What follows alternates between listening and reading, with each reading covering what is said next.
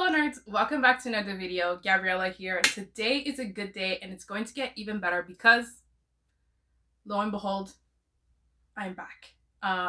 Back in my rightful place, back on top. But I'm really happy actually to have taken this impromptu hiatus because it's really hard to talk about books on video and post about books and take pictures of books when you can't even bring yourself to open a book. Okay, it's really hard. Like, imagine making cooking videos when you have nausea. Like, that's what it felt like. So I'm very happy. I've been very busy, booked and busy, living life to the fullest in lockdown for some part of it. But it is what it is. But I'm so happy to be back. And I decided no better way to start the new year, start making videos again, than to do 22 books for 2022, which is a challenge that I've seen everybody pretty much do, which is 22 books they absolutely want to read in 2022. My goal currently on Goodreads is 55 books. I am at 0. But I did start my first book of the year recently, so I'm feeling it again. I went book shopping. I bought 2 books, my friends. 2 books. Like, woo! I mean, is it my usual shopping spree? No, but it brought back just what I needed. It was time. So, 55 books is my goal. So 22 books, not 2022. 22 books is pretty much half, well, exactly half of what I'd be reading this year. So I'm assuming that I won't read most of these books that I'm going to talk about in this video, okay? Don't worry. I will do the roasting myself at the end of the year when I realize I haven't read most of these books. But you know what? It is what it is. So without further ado, let's just get into the books I want to read this year.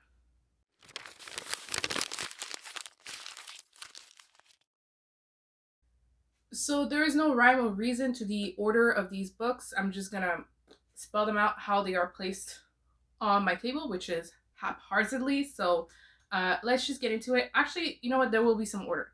I'm gonna start with the chunkiest books, not in order from like least chunky to most chunky, but just like I have 3 very chunky books right here. The first one being Midnight Sun by the one and only Stephanie Meyer.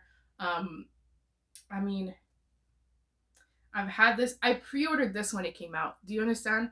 But I wasn't reading at the time, and so I never read this. And then I started it like, I don't know, a little while ago, and then got to like page 34. So I have to say, Edward is not a very likable character, but I just really want to read it for the culture, and also because Twilight. You know what I mean? And I've been living through the Twilight Renaissance of 2021, and I need to read Midnight Sun. I need to finish off my last rite of passage into Twilight-dom. You know what I mean? So yeah, that's why I need to read this book this year. And it's one of the books that are probably the oldest on my bookshelf because I did it on a haul like last year. So it makes sense to have one of my oldest books, be read this year. I feel like it just makes sense. Next in the chunky department, it's the one, the only, Priory of the Orange Tree. Every person on Book Talk, on BookTube, on Bookstagram has read this. And I feel left behind. And also, I feel like this would be right up my alley. It feels amazing. I mean, dragons, fantasy, quests, female main characters, sapphic romances. I mean, it's incredible. But I mean, this is probably mostly the reason why I haven't read this yet. I mean, what is this? It is... How many pages? Oh my god. You know when there's a lexicon at the end? For like words? That's also very scary. This one has one of those.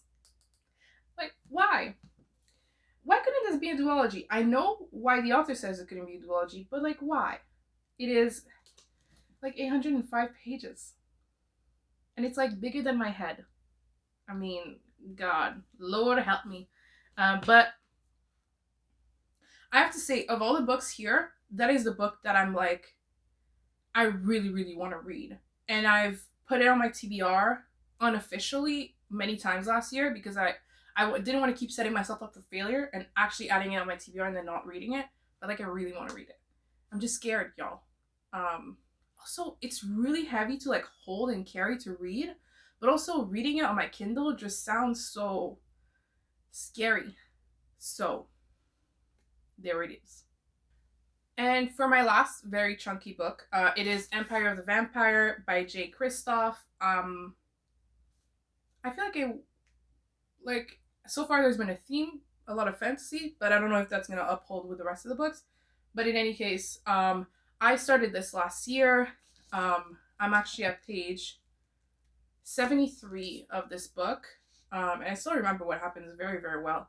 And I did enjoy reading it. It was just like, I don't know, I think I psyched myself out for it. And again, it's not the easiest book to read, like physically. Not only is it chunky, but it's a hardback. I don't know. But also, again, the idea of reading on my Kindle just sounds so daunting. So I'm like, maybe not. Um, but I want to read this year or finish it, I guess, because it was really good so far. I was having a lot of fun. You can't really tell because I read barely anything of it, but like there's some tabs in there. Okay, I was having some fun with this one, but alas, it has moved to the 2022 TBR. So now for the rest of these books, it's really just a mess of books. So we're just gonna try and move along. So next we have Bunny by Mona Awad. This book is supposed to be like dark academia, sort of spooky, female group of friends kind of thing. That's mostly what I know. And I know that it's one of my favorite booktubers' book with Chloe's favorite books. And I've only heard great things about it. So yeah, and I feel like it'll be an easy, fun read. So I'm confident about my ability to read this year, not confident about if I will actually read it. Because I have this tendency of like if I put it on my TBR, I won't want to read it. I'm a mood reader. That's really what I am. We will see. But next we have The Other Black Girl by Zakiya Dalila Harris. This one I feel so freaking bad because I actually got an advanced reader's copy for this one. It was on sale June 1st. Oh my god, when did I receive this then? I'm a horrible person. It's like when I need to do something, it's like I just won't do it. Like, don't tell me to do something, otherwise I won't do it. And this is Exhibit A of this, but it is Get Out meets Devil Wears Prada. That was a blurb, right? Yeah, it's not written on here, but I remember. And it just sounded so fun. And I read another Get Out meets whatever book last year, and it was one of my favorite books of the year, Ace of Spades. Only talk about it constantly. And yeah, so this is right up my alley for sure. And it is February, so Black History Month. I could read this month. I mean, I could read it any month. Let's be real. I shouldn't be tying it down to a month, because then if I don't read it in February, then my brain will be like, nope, does not exist anymore. And I can't go another year without reading this book. I just can't. So next we have The Atlas 6 by Olivia Blake. Almost forgot her name there. Actually, this is a self-published novel, but she just got picked up by a publisher for this book and other books of hers. I don't think will be a series, but I think she's gonna write other books as authors do. But I have the self-published version, which I'm really happy about because I do prefer the look and feel of the self-published version, I have to say, which is rare because often, self-published authors don't have the money to really make a book look great. And this one is very like bare bones basic type of paperback, but it's done very well, and I really love the cover, and it makes it seem very simplistic, but like in the best way possible. And I love this like matte feel to it. I'm going on and on about the cover, but this is dark academia with some magic in it. Basically, these kids get invited into this secret society type school where there's like only 6 of them, and they all have different types of magic, and only one will come out as like a graduate, I guess, but I think it's also like sort of survivor kind of thing, so very exciting. So yeah, it's kind of like The Secret History meets Hogwarts. So yeah, and I did read my first Dark Academia last year, and I really, really enjoyed it. Hence why Bunny and the Atlas Six is on there, because there are two dark academias that I've had my eyes on for a little bit. So there you go. Next we have Under the Whispering Door by TJ Klune. I absolutely adored House on the Cerulean Sea last year. And honestly, these past few days I've been actually thinking about rereading House of the Cerulean Sea. But okay, we've got this. Okay, there's a space here. This is not because I have space on my bookshelf. I have zero space on my bookshelf, zero space on my book cart. I'm moving later this year. I cannot buy more books. I need to read the books that I have. I need to keep it moving, keep it cracking. It's woo. I'm a mess, but it's fine. It's fine. I just keep dreaming about my moving, and I'm not excited for like the physical moving of books. Anyways, so Under the Whispering Door is the story of this guy. It is an adult novel again, but TJ Klune has this way of writing adult novels that is very childish, but like in the best way possible. I just don't have a positive word for childish, but it just has this lightness to it that like you feel like it was written for a child by an adult. I don't even know how to explain it, but it's for adults. Anyways, and Under the Whispering Door is this guy dies, and he doesn't realize that he dies. And a Reaper sends him to this town where he meets this man. Anyways, you can imagine what happens next. But he's dead. So I'm sure the tears will come.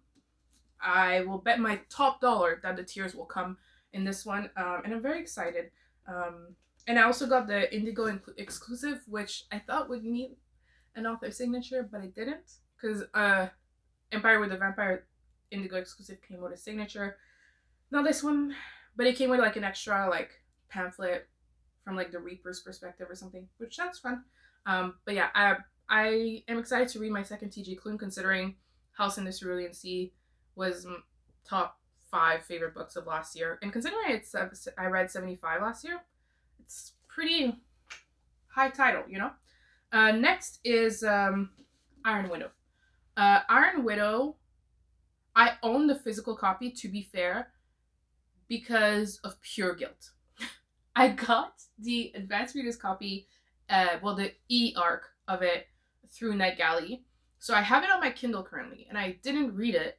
And then I was like, and I really wanted to read it because it sounded very interesting, but I felt so bad that I didn't read it that I bought it. But anyways, I wanted to own it anyways because the cover is amazing, and I knew I was going to like the book. Like, there was no way I wasn't going to like the book. And I don't even remember what it's about, to be honest. I could not tell you right now. I know it's Asian inspired. I know the author is really open and big on talking about her Asian inspiration for the novel. There seems to be some sort of scene in it, and if you've heard about it, you know which one I'm talking about, but I'm not going to mention it on my channel, okay? My grandma watches this. But I'm very intrigued because I only found out about it like a week or two ago from Book Talk, and I was like, we were just gonna gloss over that? Like, this came out last year. Like, where? Anyways, I gotta read it, but I have a version on my Kindle, so I might read it electronically. I was gonna say Kindleically. I'm gonna read it electronically, maybe. Isn't this supposed to be YA? Like, y'all, if you don't know what I'm talking about, well, I wish I was you. Okay. Anyways, the next book is The Mirror Season. And The Mirror Season is supposed to be pretty dark, but not dark, like, I don't know how to explain it, but it's supposed to be about the main character goes through a rough night. We'll go with rough night. But like, trigger warning for this novel, for any kind of sexual assault or anything like that. But it seems like she meets somebody else who's been through the same thing, and they kind of mirror each other. That is what I remember from the synopsis.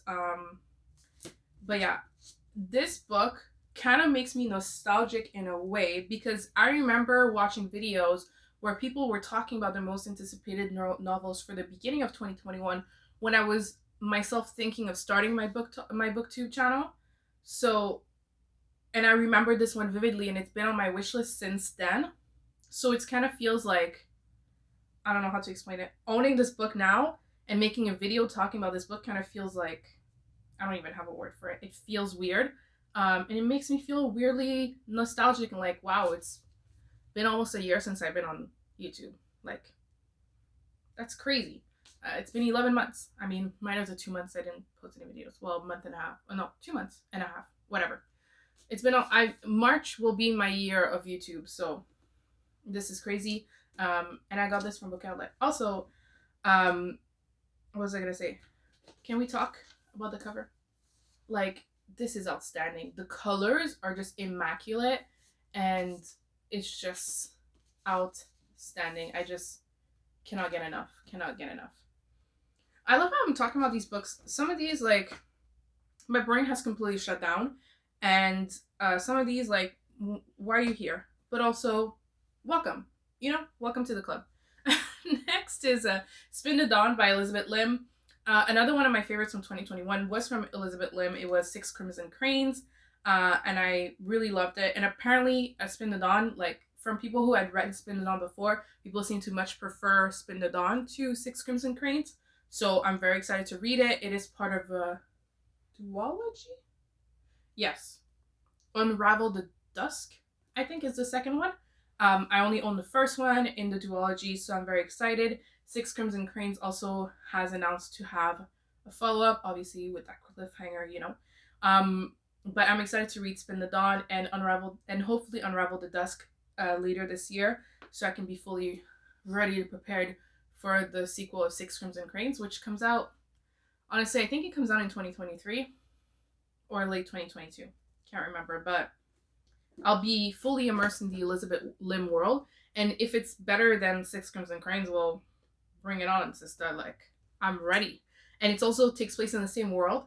And the country that this takes place in, you actually see a glimpse of it on the map that you see in Six Crimson Cranes. So you see, like, the worlds are connected, which is a lot of fun. And I'm excited to see what kind of Easter eggs she probably placed from the Spin the Dawn duology in Six Crimson Cranes. Like, I like having finding out the reverse of Easter eggs, you know? Instead of, like, reading the original text and then seeing the Easter eggs in the next one. I love when I read the secondary work and then have the Easter eggs. Anyways, next is everybody's read this, but it is A Court of Thorns and Roses by Sarah J Maas. I have most of, because A Court of Silver Flames just came out last year, I have all the other books previous to that, and I need to read it.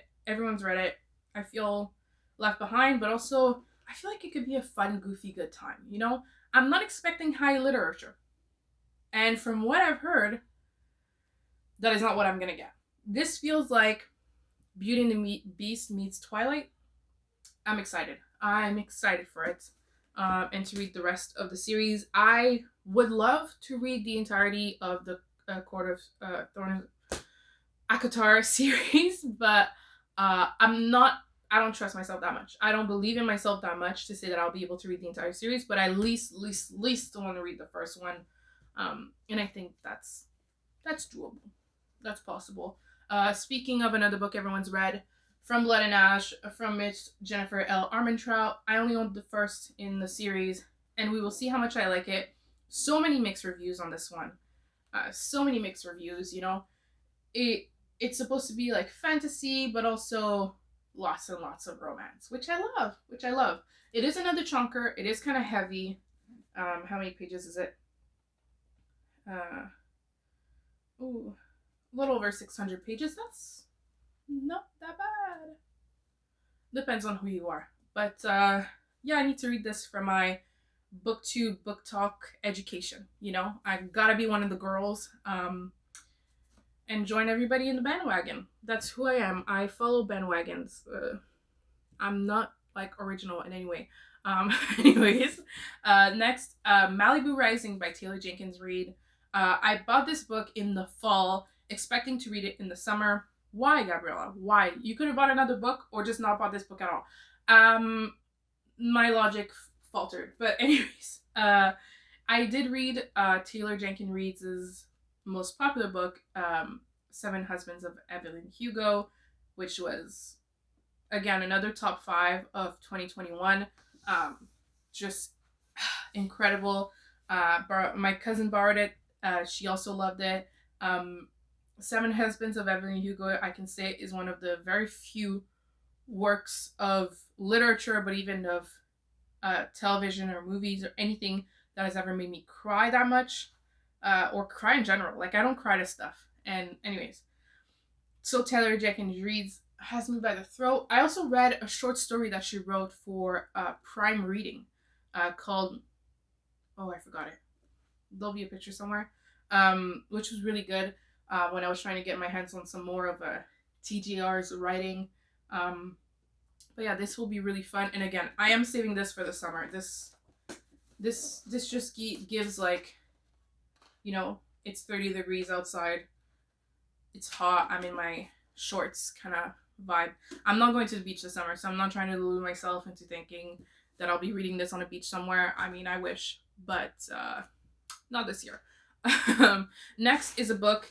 It's a book that I bought early last year when I was first getting into like popular booktube books, and that is The Invisible Life of Addy LaRue by V. Schwab. Another one that everyone's read except me, and I feel left behind.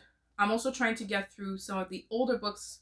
Like, early last year isn't old. Like, January 2021 is not an old book at all, whether it came out that time or I bought it that time. The only thing is that most of the books that I own, I bought in 2021. So some of the oldest books that I own are from January 2021, which was only a year ago. So crazy to think, but yeah, I've been wanting to read this one for a while. I feel like I'll really enjoy it. I've heard, it's weird, like, all through the first half of last year, all I heard was positive things about this book. And then towards the second half, all the people who hated it kind of like came out of the woodworks. Like, they were hiding in a cave somewhere, just reading the book and hating it. So now I'm like very confused. Is it good or bad? But anyways, this could be my first V. Schwab. I do own more of her books, but this is the one that is higher up on my priority list. I don't want to say TBR anymore. I don't believe, like, no more TBRs. I feel like I've destroyed the word in my brain to TBR equals do not read. So I'm trying to change, you know, reinforcement, positive reinforcement, some sort of psychology word. You know what I mean. I'm trying to, like, change up the words in my mind, so I don't destroy my expectations again. Anyways, next we have Erin Morgenstern's The Starless Sea. It's crazy that I went hunting for the UK version of this. Oh, hunting. Okay, I went to Book Depository and got the UK version. But, you know, I went on my way to get this book in the cover that I liked, and then I didn't read it, which feels like a crime. And it's a crime I've committed many a times, so bring me to jail. But I mean, okay. You know why I had to get this version. Like, come on. Do I know anything about this book? No. Do I want to read this book? Yes. Do I want to read it this year? Hopefully. It is one of the two Erin Morgenstern books I own currently. The other being The Night Circus. Actually, has she written any other books? Anyways, but yeah, it has to be read. It has to be read. So do all the other books pile up here, and all the other books standing before me, and all the other books in my book cart, and all the other books that I don't own that are on my Kindle right now. Anyways, so we have Undersong by Kathleen Winter. This book I actually had bought initially for a book club that I'm in with a local bookstore, but I didn't end up having time to read this book. This was like the first hints of my reading slump were starting to show. The cracks were forming in the foundation. Anyways, but it also just didn't feel like the right time for me to read this book, because this doesn't give me fall vibes. It gives me spring vibes. And also probably because I've associated it to the song The Lakes by Taylor Swift from her beautiful album Folklore. It's a bonus track. Anyways, look it up. But it's because this is written by Dorothy Wordsworth. Can I speak? She's the sister and muse of poet William Wordsworth, which is like a very well-known, popular British poet. And this is sort of like a reimagining of her life. So this is still fiction, and it is sort of like, how do I say? I think it's more in a world you see, first of all, her perspective as a muse, but you realize that she's more than just a muse, just like a lot of female poets back in the day. But anyways, but yeah, Taylor Swift name drops William Wordsworth in her song "The Lakes," and the Lakes also defines an area in Britain, and where Wordsworth had gone, and other big name British poets had gone. So this is why I get reminded of the Lakes, and yeah, I want to read this in the spring. Like, again, I don't want to tie myself down to a month or a season, but this screams the spring for me, and I feel like I won't be satisfied if I don't read it in the spring. Maybe at a lake somewhere. Where? I don't know. But I live in Canada. I can find a lake somewhere. Settle down. Anyways, speaking of Taylor Swift, this is a purchase that I made for her. And not for her, but you know, because of her. And it is The Glass Castle by Jeanette Walls. Yeah, it's a New York Times #1 bestseller. I really don't know much about this. It is a memoir. That's all I could say. But I know that she's read it and liked it.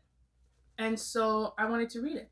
Also, this is the kind of book that I feel like when I hold it in my hands, I seem smarter. Does that make sense to you? It seems like a book that, you know, that girl would read, you know? Like, she's like, you know, she's in a cafe and like her hair is flowing, but like effortlessly, like she didn't like spend 3 hours curling it and then brushing it out this morning. And, you know, she's got like no makeup, but she's actually got makeup. And like, you know, she's got like her nice little like cappuccino or her latte. And she's just like reading this book. And then, you know, that's the vibe I get from this book. Very colorful picture I've drawn. But yeah, anyways, I want to read this. For no other reason than actually it just sounds actually really good. So, I mean, Taylor having read it is a plus, but it's not the be all end all. I had heard about this book before, so you know. Next is a book that I have actually started, so I'm kind of giving myself a leg up here, but it is the one and only book I started this year, and it is Get a Life, Chloe Brown by Talia Hibbert. This one is another book that's sort of like the Mirror Season, gives me this sort of nostalgia for January 2021. What kind of nostalgia is that? I don't know. But it's another book that I've been on my radar since then and reminds me of starting my YouTube channel and planning it and, you know, buying my ring light and, you know, random stuff like that. But it is a love story. Chloe Brown is a girl who is chronically ill, and she sort of spent her whole life, not because she's chronically ill necessarily, but she spent her whole life like kind of doing nothing. Like, she's never done anything crazy. So she decides, she goes through this almost death altering moment, and she decides to do sort of like a bucket list, but there's only 7 items. Enjoy a drunken night out, ride a motorcycle, go camping, have meaningless but thoroughly enjoyable sex, travel the world with nothing but hand luggage, and do something bad. And in comes the superintendent of her apartment, Redford. He's ginger, look. Yeah. We're excited. We are excited. I actually sent a picture of this book. I put it on my story actually the other day. And my cousin replied, she's like, oh my god, it's you and your boyfriend. Because my boyfriend has a ginger beard. Not ginger hair, but a ginger beard. And, you know, I'm also black. So, anyways. And I was thinking the same. So I think that's cute. But it's sort of a trilogy, but like, not, how do I say? It's set in the same world as 2 other books. It is the Brown Sisters. It is called the Brown Sisters trilogy, but I don't think you need to have read the first one to read the full one and so on. But I will read them in order because Although I am a harbinger of chaos, I do enjoy some order and things. So yeah, I went to the bookstore with my mother this weekend, and I was really like amped up to start reading again, and I knew that just like very basic fun romance is what I needed. And so I thought Talia Hibbert would deliver. So far, so good. I mean, I'm only like 30 pages in, but I'm very happy with the development so far. And I love representation, not only of chronic illness, but also of a black woman, of gingers. Anyways. Next is Black Joy. This is my mother actually bought this for me. I had talked about it in my most anticipated releases of the fall last year in a video, and then she went out and bought it for me, which I'm very happy about. And literally the main reason I wanted to read this, other than the fact that I have begun to love anthology series, well, not anthology, but short story collections and poetry collections last year, but this one also has the one and only Farida Abike Imide, who is the author of Ace of Spades, which was my favorite book of 2021. If you don't know, I've only mentioned it already once or twice in this video, but yeah, so I really wanted to read it. Oh my god. Oh yeah, and it came in this cute little bookmark. But yeah, it wasn't sold in Canada at all. Like there was no store that sold it. The only store that I could find that sold it was this book, like it was in Britain. Which is why I didn't intend on really buying it, because who's got the coins? Like I'm not buying any books from the UK if it's not book depository with free shipping. You know what I mean? So yeah. Next, talking about, we were talking about the Glass Castle books that would make me seem smart and cool. Love in the Time of Cholera. A classic, but a different kind of classic. It gives a different vibe kind of classic, like a funky classic. But it is a story of this man who has been in love with this woman for like 50 years or something. He's gone from woman to woman in the meantime, and he waited, and then he's gone from women to women, and then the woman he truly loves, husbands, passes away, and he shoots his shot. That's literally the book. Originally written in Spanish. I would love to get my Spanish at a level one day that I could read this in Spanish, but for now I'll read it in English. And woo, I have read a few pages of this, and by a few I mean 4. But the writing is impeccable, and it is not even in the language that it's supposed to be, which is, I cannot imagine how it feels in Spanish. Also, I just wanted to point out, look how cute my bookmark. It's from Fairy Loot. It's Persephone. Anyways, it just fell out of the book. But yeah, this I really want to read. Yeah. Next is Six of Crows, another one that is a starter of a series. I really want to get through more of my series. Like, you can't see it right now, but my top shelf is all books that are part of series, and I've done a very bad job of getting through that shelf. So Six of Crows is another one that I really, really want to read, and I really want to get to. Also, another one that everyone's read except me, and I feel left behind. I feel lonely in this world. I would love to read also the Shadow and Bone trilogy, but people all love Six of Crows way more than Shadow and Bone. So I'm kind of like, let's just go ahead with Six of Crows. Instead of, like, I'm debating, because the thing is, if you know that, like, if you say Shadow and Bone is like a 6 and Six of Crows is like an 8, do I want to read the less good one first and then for, the goodness to go like that, or do I just want to get on with it and read the really good one? And then that's my question for right now, that I have not yet answered. And now for the 22nd book on this list, it is Strangest Dreamer by Laini Taylor. This one is another one that a lot of people have read, another fantasy. Most of the books here have been fantasies, which is not surprising. I know absolutely nothing about this. Going in blind and very excited. I also needed to track down this cover because there's another cover. I don't know if you can see. These covers here, they're not it. They are not it at all. Ooh, so yeah. Anyways,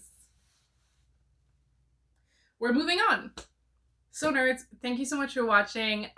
Thank you for having me back after I left y'all behind. Anyways, I'm so excited for all these books and to read them this year. And I really hope I get to watch this video at the end of the year and having read at least like 500 books on this table. Like that is my goal for the year. If I can achieve 5 books on this table by the end of the year, I get to go on a book shopping spree. That's it. That's how it's gonna go. Um, I'll also have more space for books when I move this summer. I shouldn't be thinking about that. I shouldn't be thinking about that. Anyways, hasta luego. I will see you all very, very soon in another video. Love you all. As always, my socials are linked down below. Don't forget to like, comment, and subscribe. Tell me, what are some of the books that you absolutely want to read this year? I want to know. I want to share. I want to add more books to my TBR. Come on. I only have like 600 books in my want to read list on Goodreads. I mean, that's like nothing. And all the books that I mentioned today will be linked down below with Amazon affiliate links. If you buy any of the books, you know, from those links, I get a little cash money. And you get some nice books at no extra price to you. So I also have some of these books I actually bought from Book Outlet as well. My Book Outlet referral code will also be linked down below. If you buy through my code, you get $5 off. I get $5 off. Yeah.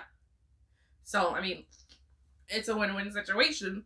So, thank you. I will see y'all very soon. Bye-bye.